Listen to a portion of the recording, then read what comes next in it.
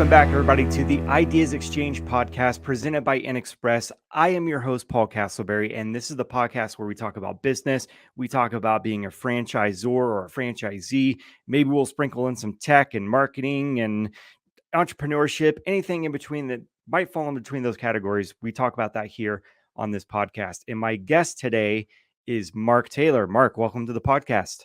Hi, thanks, Paul. Pleasure to be here. It's awesome to have you on to the podcast. This is one I've been waiting for a while.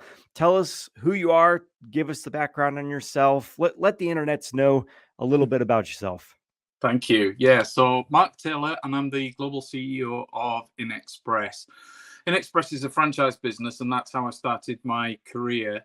I did 2 years voluntary service for a charitable organization when I was 18 years old. So I took a break in my education, came back and wanted to earn money and get an education, and the two don't necessarily go together. So I got into franchising. I bought a chem dry carpet and upholstery cleaning franchise when I was 20 years old, and grew that to have 13 franchises. So it was a multi-unit franchise in England and Wales.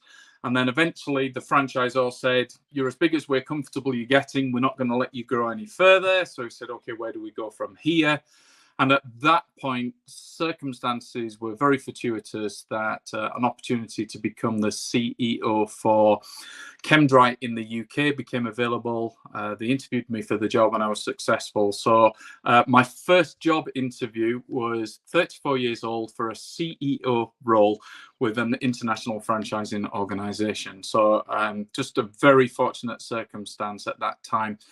Stayed with ChemDry for double-digit years, took it through two sales, one to HomeServe PLC, which was a UK FTSE 100 company, and then eventually they sold us out with a bunch of other companies, and we did a management buyout with private equity. And I've spent the last 10 years prior to working with InXpress working with private equity companies, buying businesses, accelerating their growth in lots of different industries, and then selling them on. And then I joined InXpress back in 2014-15, became the CEO, and it's the best job I've ever had. Great people, great franchisees, lots of growth, great unique elements to the franchise model within InXpress, and just continuing to do everything that I've done everywhere else, working with great teams, great people to accelerate the growth in businesses. That is quite the resume. Safe to say you have some experience in franchising. So I think you're in the right spot. That's awesome. Thank you for sharing that. We wanted to talk about growing business, kind of starting your business off for the year. Maybe it's the middle of the year and you're just getting started. Maybe it's towards the end of the year. But as we're starting to go into, we'll call it a new year, what should people be thinking about when getting a business rolling and planning for that year? One of my mentors very early on in business was my father, who had worked with Riyadh Bank implementing IT systems back in the 80s. He had an IT business back in the 70s, went into business consultancy, and he said the greatest management tool is this: a ruler. Okay.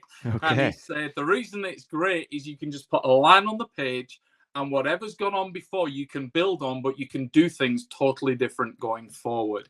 And I think that's what's really good about a new year, or even just, realigning yourself partway through a year. You can draw a line, take all the good things that you've done and build on them, but really evaluate and get rid of the bad things.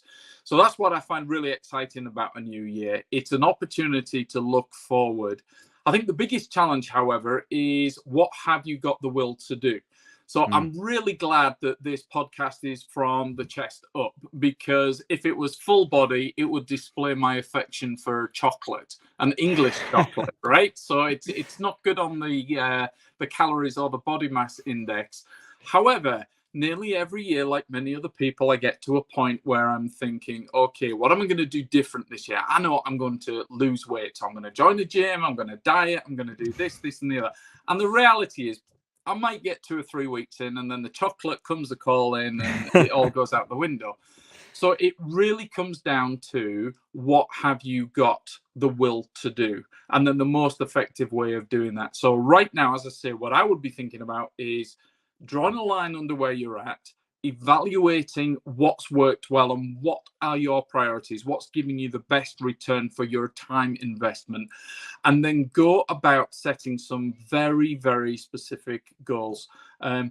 Some of the more recent research shows that 42% improvement in achievement in goals if they're written down. So go into whatever new year, new period with very specific things that you're going to achieve, how you're going to achieve them, who's responsible, hold yourself accountable. But if you write those down, prioritize, and then follow it, it's a wonderful opportunity to really move your business forward. Absolutely. I think I've heard it said before that you shouldn't hide behind strategy. Uh, as you're starting to strategize and put all these things down on paper, how lost into the weeds are we getting here? What's the caution that you would throw to somebody as they're starting to do that? So it's kind of like any roadmap that you're going to take a journey to. You need to know where you're heading. It's the classic C.S. Lewis Cheshire Cat. Which way should I go? Well, where do you want to go to? I don't know. Well, then it doesn't matter which way you go. But what I find is if you can visage out 3 years from now, what does your business look like? Who's in the business? What are their roles? What are they doing? How are they dealing with things? And then work back from that point. It makes you think about the business in a different way from, say, just looking over the next 12 months, oh, I'm going to tweak this or do that. So you need to have that clear vision of where you're going and where you want to get to. Now, the beauty of that is two things. First of all, I can guarantee it will never end up being exactly that. But what it will do is you move towards that 3-year vision, it will realign your priorities. So you'll find yourself getting distracted. Opportunities will come along, great opportunities. Do I take that opportunity? How does that fit in with your 3-year vision?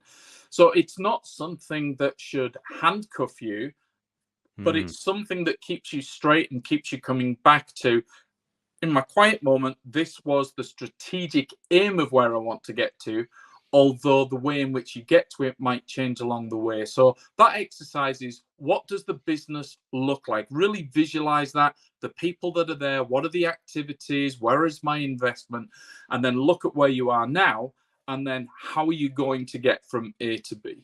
Yeah, have a mark or you'll miss it every time. I think it's safe to say.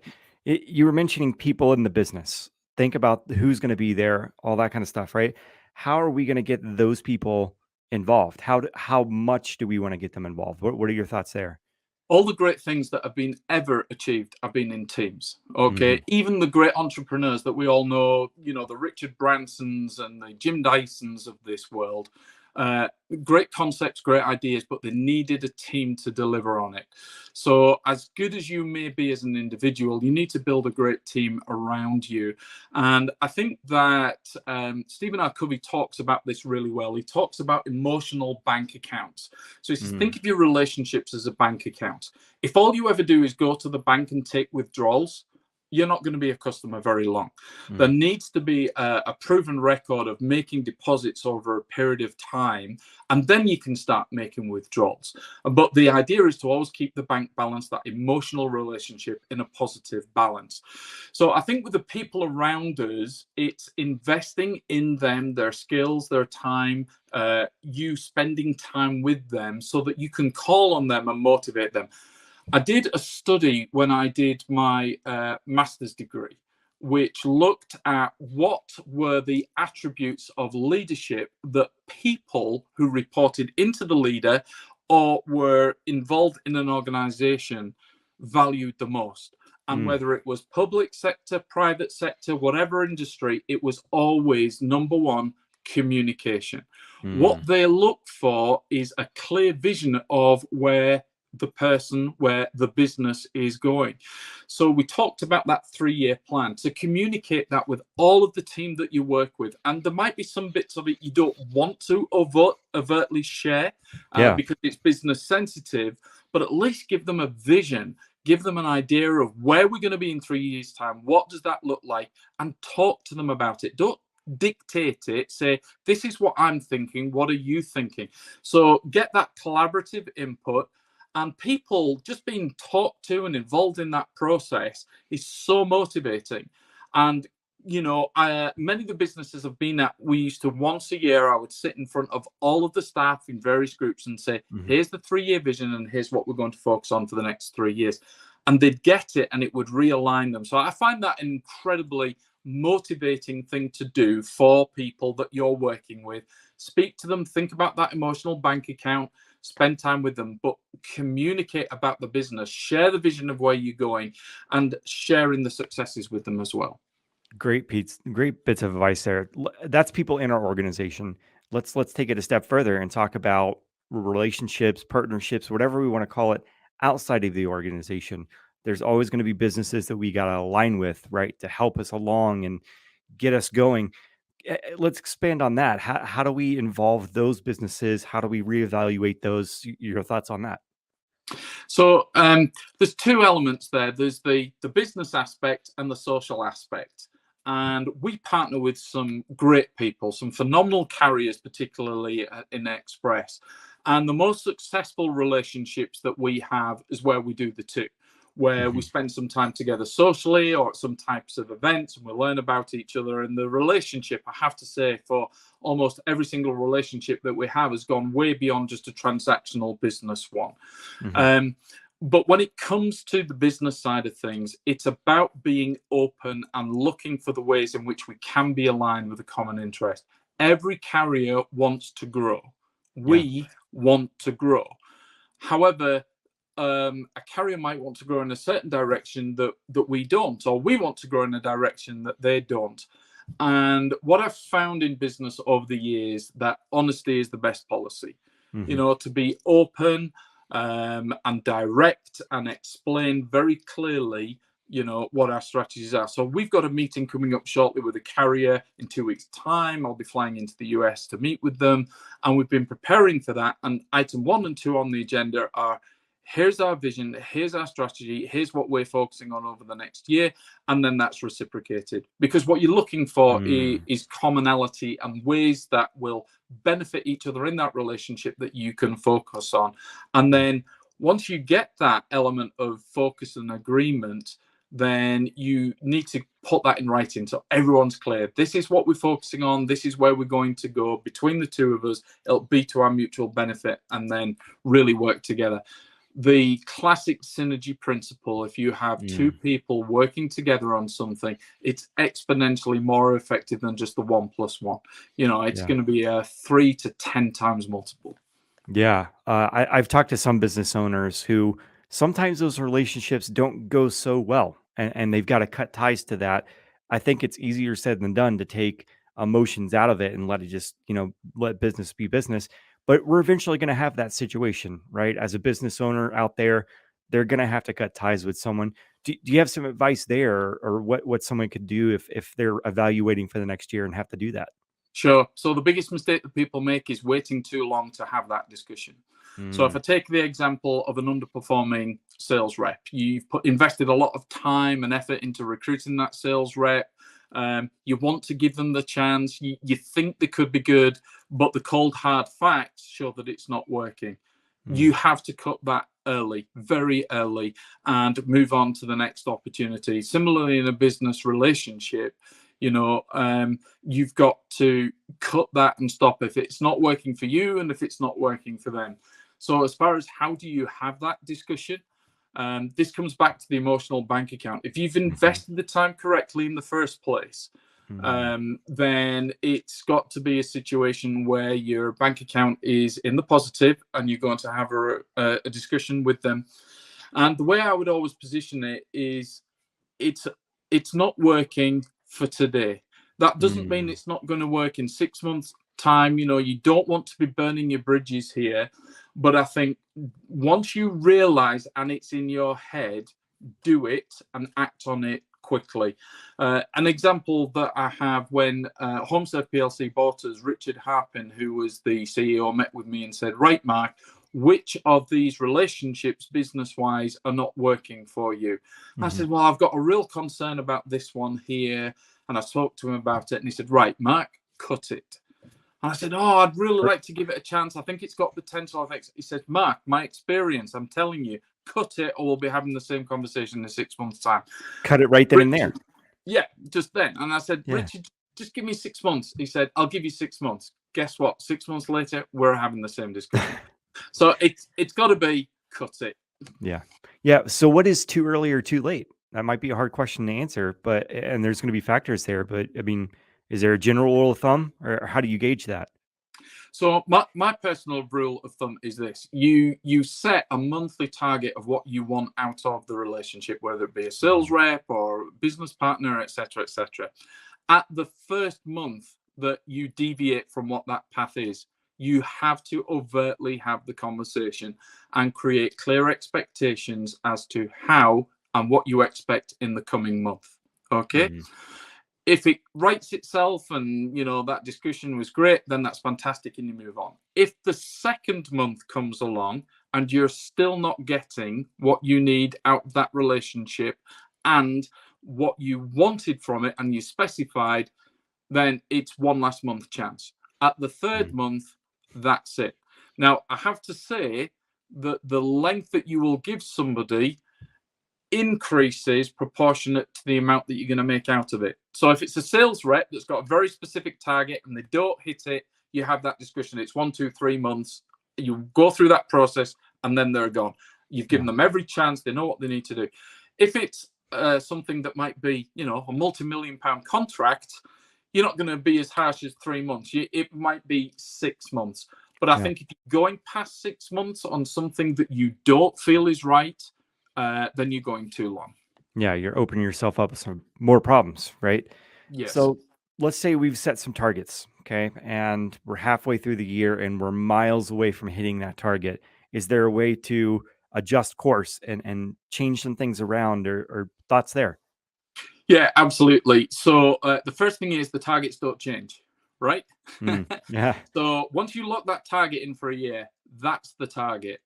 What you can do though is you will know more than 6 months into it that things are not going quite the way they should be. So there's a Mhm. number of alternatives. The first thing you need to do is garner lots of people's input on what you can do to get back on course. Don't you be the solution provider. Have the discussion with the team and don't take the solution to them. The best discussions that I've had is where you bring people in and you talk with all the stakeholders and other people, mentors or other franchisees or other business partners, as I'm experienced in this. What do you think?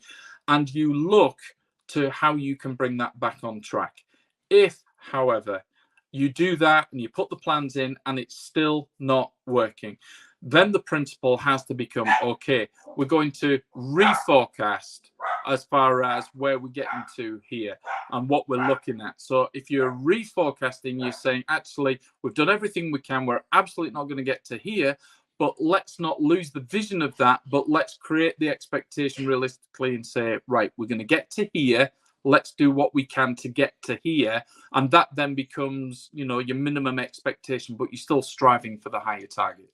I think it's easy for people to get distracted from that and maybe lose faith a little bit, but hold to the targets, just kind of evaluate and work your best to get to it. Yeah. Is that what I'm Yes. gathering? Yeah. Yeah, absolutely. Yeah. So we're coming up on the end of our time here together, Mark. It's been a great conversation. I've learned a lot. Hopefully our listeners will as well. But any kind of closing thoughts that you have on this topic? Any last words? I think the main thing is that once you set that plan, it's holding people to account. Okay. Now, when people think of holding people to account, they think of it as a punishment. Oh my goodness, I've done something wrong. He's going to hold me to account.